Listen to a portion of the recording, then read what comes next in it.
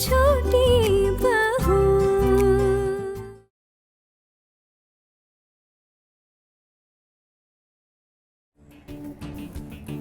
ठाकुर जी, मेरी तो कुछ समझ में ही नहीं आ रहा। अरे इन लोगों के चेहरे पर डर का नामो निशान ही नहीं है।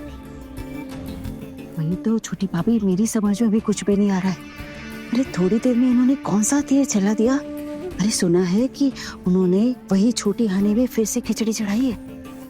ठाकुर जी, उतने से हानि से क्या ही होना। जरा अच्छे से देखिए एक बार, कितने लोग हैं बाहर।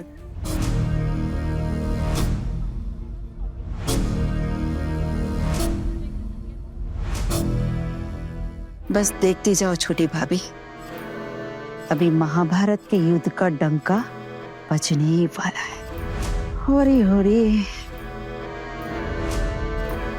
घर को बिल्कुल आश्रम बनाकर रख दिया इन्होंने। पता ही नहीं कितने पैसे खर्च कर दिए होंगे। ये सबके लिए भाभी ने कितना पैसा खर्चा किया होगा मुझे पता नहीं है। और बहुओं के पास भी इतना पैसा कहाँ से आया? मैं जानता हूँ कहाँ से आया पैसा। उल्टों की आंखों से बचना इतना आसान नहीं है। आप बस सब्र कीजिए, सही समय पर सब कुछ बताऊंगा। तू कहना क्या चाहता है पुट्टू? ये इतना पैसा कहाँ से आया होगा पता है तुझे? छोटे मामा, वो कहते हैं ना, सब्र का फल मीठा होता है। बस थोड़ा सा सब्र कीजिए, फिर सब कुछ बताऊंगा, सबके सामने बताऊंगा। मुझसे ये सब देखा नहीं जा रहा। मैं जा रहा हूँ।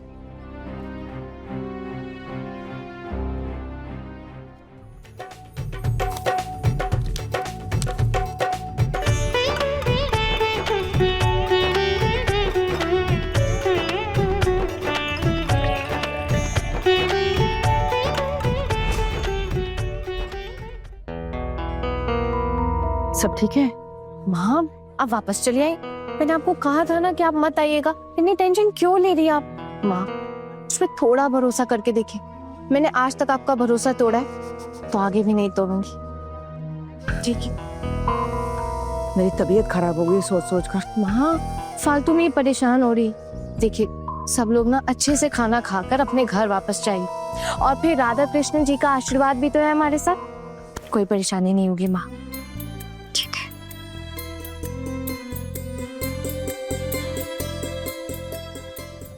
हेलो खेतरू दादा, मेरी बात आप ध्यान से सुनिए।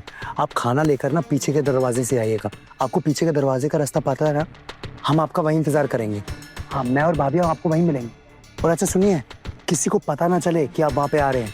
आराम से छुप छुप के आना, और आपके पैसों का जो भी हिसाब किताब है मैं वो शाम को आकर आपके पास कर जाऊँगा। ठीक है? चलिए, मैं आपको वहीं पे मिलता हूँ।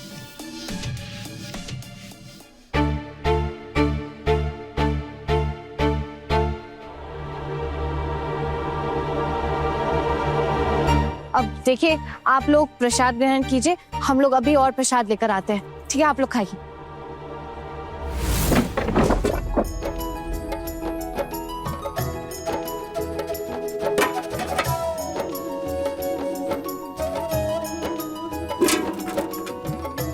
थैंक यू सो मच खेतरू दादा। आप नहीं होते तो पता नहीं आज क्या होता। आपने हमें बहुत बड़ी मुसीबत से बचा लिया। सच में आपका बहुत बहुत शुक्रिया। अच्छा, अब मैं चलता हूँ। जी नमस्ते। अब कितने भी मेहमान आने दो, कोई डर नहीं है।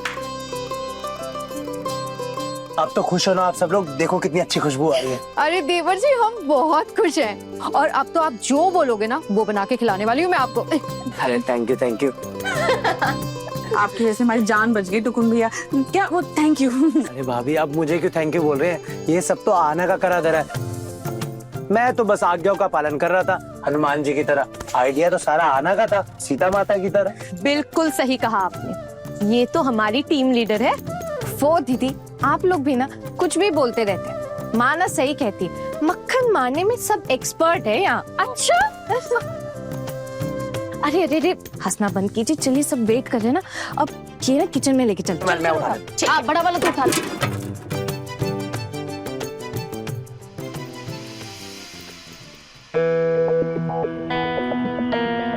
ठाकुर जी, ये तो मामला उल्टा पड़ गया लगता है। मेरे तो कुछ पल्ले नहीं पड़ रहा। अरे छोटी भाभी, मैं भी तो आप ही के नाव में सवार हूँ। हाँ, मेरी भी समझ में कुछ नहीं आ रहा, सारी बातें सर के ऊपर से जा रही है। छोटी भाभी एक काम करते हैं, रसोई में जाकर देखते कि चल क्या रहा है। हाँ हाँ ठाकुर जी आइए।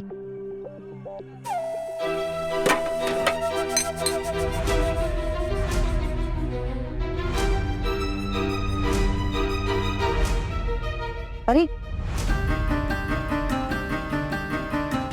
जी पिशीमा, ये दो बड़े बड़े भगोने कहाँ से लेकर आई?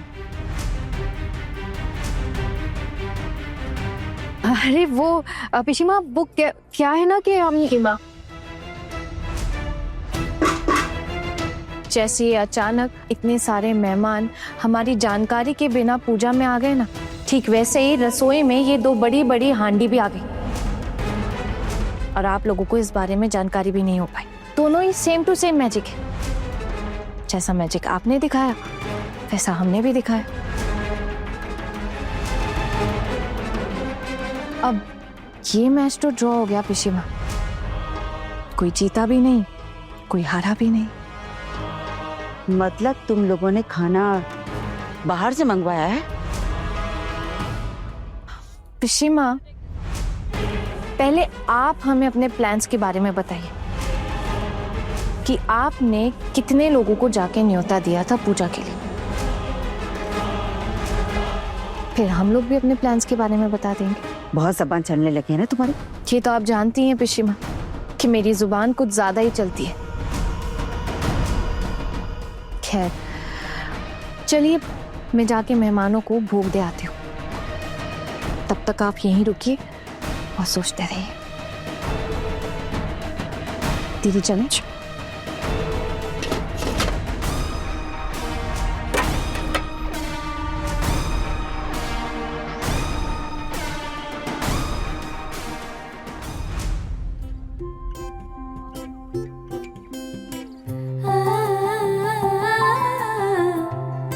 मामा जी, अब ये लास्ट बैच है, चलिए अब आप लोग भी चल के बैठ जाइए।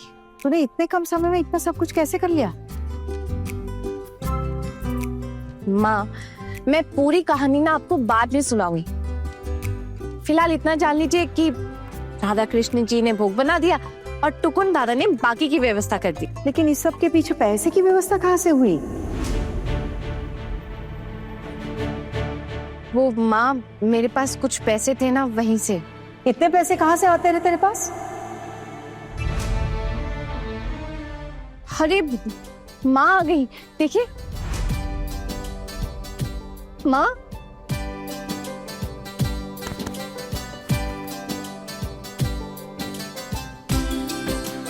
चलो। बेटी के ससुराल में पूजा है और आप खुद इतनी देर से आ रही हैं? जी माफ कर दीजिएगा दीदी, दरअसल सब काम खत्म करके आना पड़ता है ना, इतने लोगों का खाना बनाना पड़ता है, इसी के चलते थोड़ी देर हो गई। कोई बात नहीं। आपको याद है मैंने एक बार आपसे कहा था कि आपकी बेटी ने इस घर की परंपराओं को, रीति रिवाजों को खाक में मिलाकर रख दिया है। ऐसी लड़की के साथ गृहस्थी तो दूर की बात, मैं तो इसे इस घर में रहने भी नहीं दूंगी। लेकिन आज मैं कहती हूँ कि मैं बहुत गलत थी। अब मुझे ऐसा लग रहा है कि यही लड़की है जो आगे चलकर मेरी गृहस्थी को संभालेगी। घर की छोटी आज सिर्फ इसकी वजह से हमारे खानदान की इज्जत बच गई है। शायद ये भविष्य में मेरी तरह ही इस घर की बागडोर संभालेगी।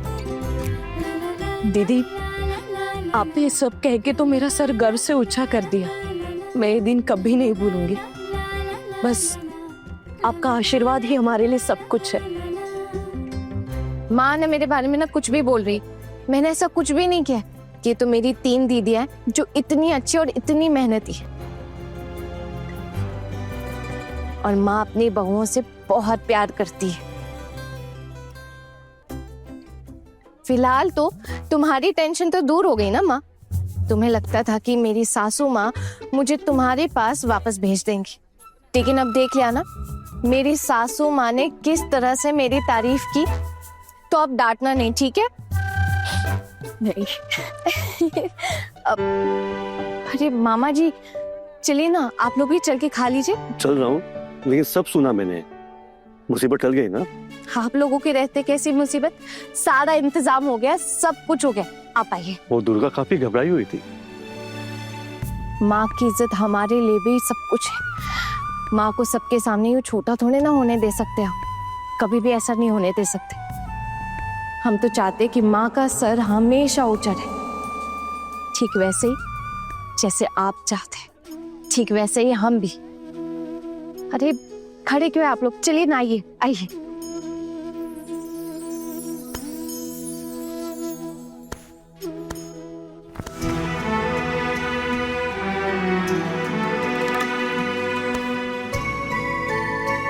चलिए माँ, मैं बाकी सबको बुलाती हूँ।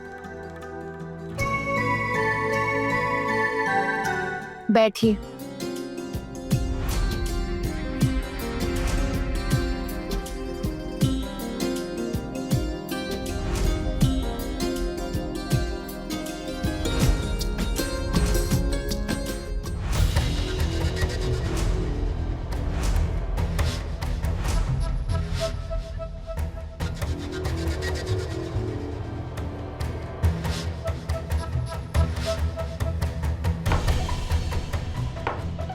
अब आप लोग शुरू कीजिए।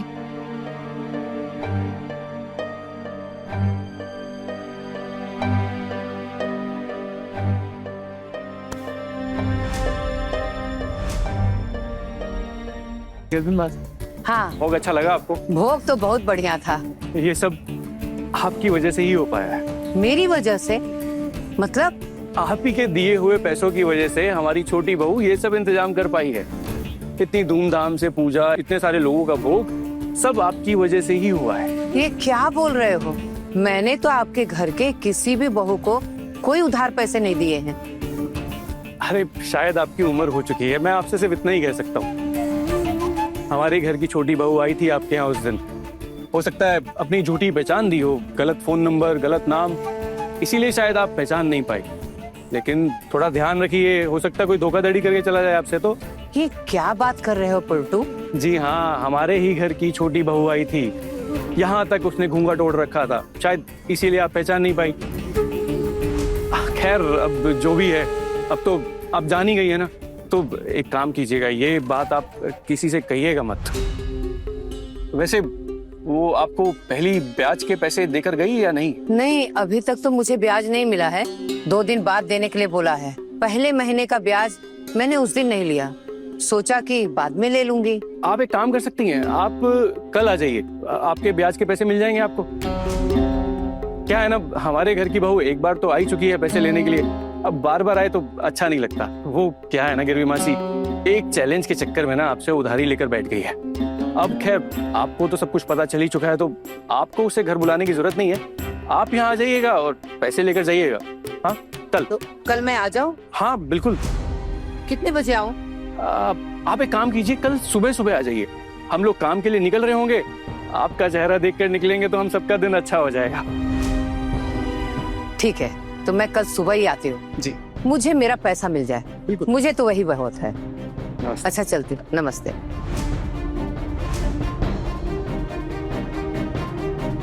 अब आएगा कल मजा।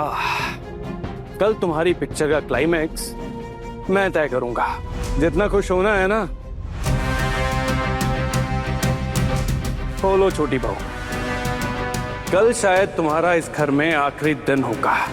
आज तो टुकुन और छोटू की मदद से सब कुछ हो गया, बच निकली, और कल देखता हूं तुम्हें कौन बचाएगा। कल शायद तुम्हारा दी एंड होगा।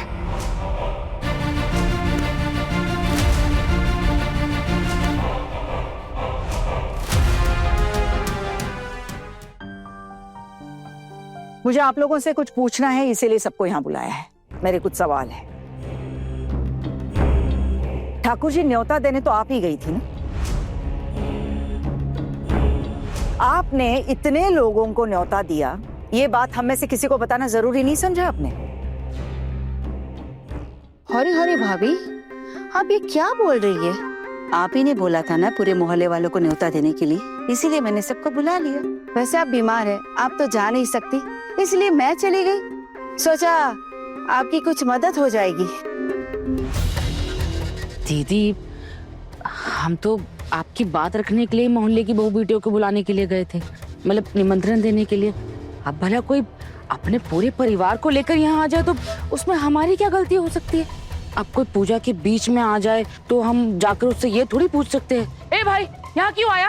किसने बुलाया तुझे? बिना बुलाया क्यों आया? जाओ यहाँ से। अब ऐसा बस कर छोटी, मुझे पता है तेरा अपना खुद का दिमाग चलता नहीं है, किसी और के इशारे पे तू ये सब कर रही है। अरे इस घर के हर एक इंसान को अच्छे से जानती हूँ मैं, हर एक पर नजर रहती है मेरी, और मुझे इस तरह की टेढ़ी मेढ़ी बातें तो बिल्कुल भी मत सुना।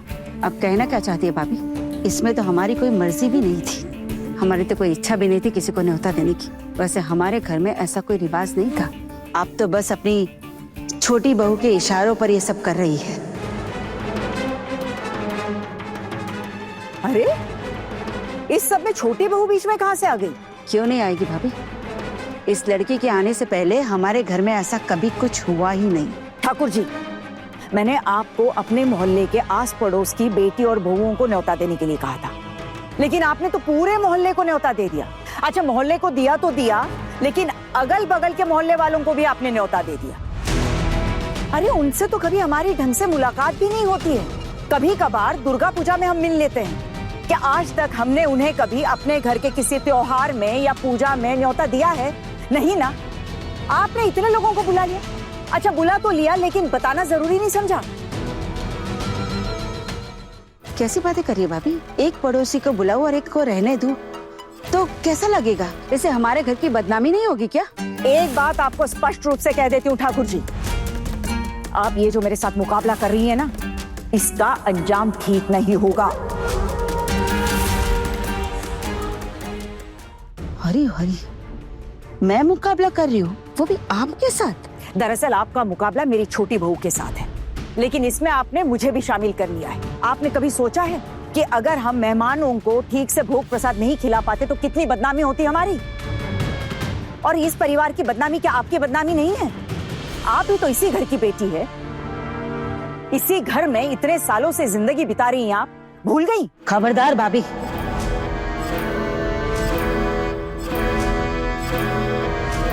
दोबारा इस घर में रहने को लेकर मुझे ताना मारने के बारे में सोचा भी तो।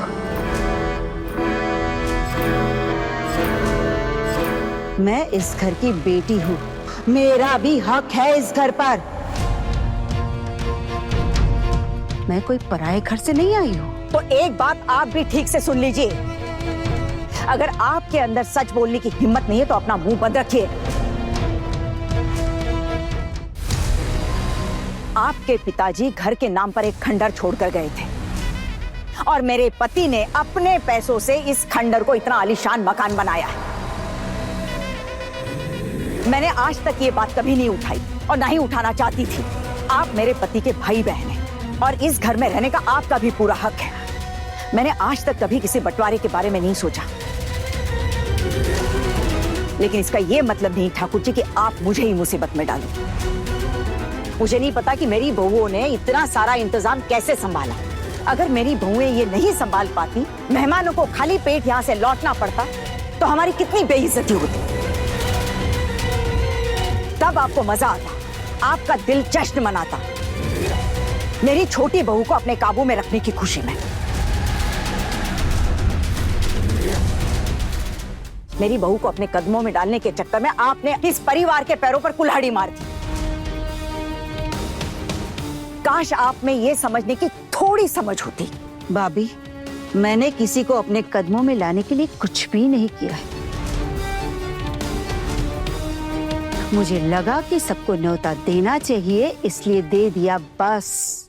अच्छा किया पिशी माँ, घर की पूजा है, आपको सब लोगों को न्योता देना ही चाहिए था। आपने सबको बुला लिया, बहुत अच्छी बात है। लेकिन पिशी माँ, आपने कभी सोचा कि आपने इतने सारे लोगों को बुलाया, आपको ऐसा नहीं लगा कि एक बार भी हम लोगों को आपको बता देना चाहिए था? पूजा के समय अगर कोई मुसीबत में फंस जाता तो? ए लड़की, मैं तुझसे बात नहीं कर रही हूँ, फिर बीच में क्यों पड़ रही है? दो बड़े बात कर रहे हैं ना, तो तू चुप रह। पिशी माँ, ये सब कुछ हमने ही संभाला है, तो अब हमारा भी बोलने का तो हक है ना। आज माँ की इज्जत दांव पर लग गई थी मेहमानों के सामने। हम लोगों ने अपनी जी जान लगा दी। शायद आप लोग माँ की इज्जत नहीं करते होंगे, लेकिन हम लोग करते हैं। और अब जब बात हमारे सामने हो रही है तो हम तो बोलेंगे ना। खबरदार, इस तरह की बात करने की हिम्मत आई कहां से तुझमें?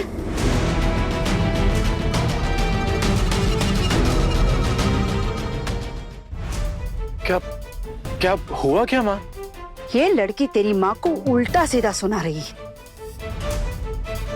कुछ उल्टा सीधा नहीं सुना रही है, वो जो भी कह रही है बिल्कुल सही कह रही है। और आपने काम भी तो सुनाने लायक ही किया है ना। बड़ी मम्मी, आपको हो क्या गया है? आजकल आप बिल्कुल बदल गई हैं। ये बहुओं की कब से आप तरफदारी करने लग गई? छोटी बहू की हाँ में हाँ मिलाना तो आपकी जैसे आदत बन गई हो। ये तो हमारे घर के रिवाज नहीं थे ना कि बहुओं को अपने सर पर बिठा के रखना। तो फिर क्यों ये छोटी बहू हमारे घर के रीति रिवाजों के साथ खिलवाड़ कर रही है? हम क्यों सहे सब? नहीं मंजूर हमें ये सब।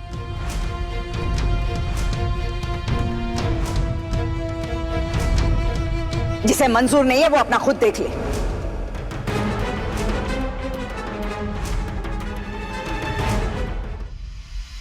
कहीं और चले जाए, यहां किसी को रोक नहीं रखा है मैंने। क्या मतलब भाभी? अब कहना क्या चाहती है? इसका मतलब ये है ठाकुर जी कि जो भी छोटी बहू कहेगी अब वही होगा इस घर में। हमारी बात का तो कोई मतलब ही नहीं रहा। उसके लिए दीदी हमें इस घर से निकाल रही हैं। तू क्यों इस सब के लपेटे में आ रही है? तू अपनी सोच छोटी। मैं अपने बारे में ही बात कर रही हूँ दीदी। तो बोलिए, मैं भी ये घर छोड़कर चली जाऊं? ये सब तो तेरी सोच पर निर्भर करता है छोटी। यहाँ मैंने किसी को जाने के लिए नहीं कहा है या घर छोड़ने के लिए नहीं कहा है। जैसे तुम लोग अपनी बात रख सकते हो ना, वैसे ही वो हक इन बहुओं का भी है। वो भी अपना पक्ष, अपनी बात हमारे सामने रख सकती।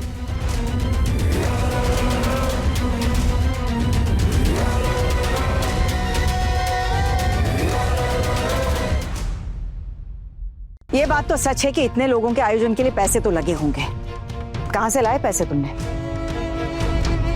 मैंने आपको बताया था ना, मेरे पास कुछ पैसे पड़े हुए हैं। झूठी कहीं की। खबरदार जो आपने मुझसे ऐसे बात की तो। मैंने झूठी कहा है, मैं साबित भी कर दूंगा सबके सामने।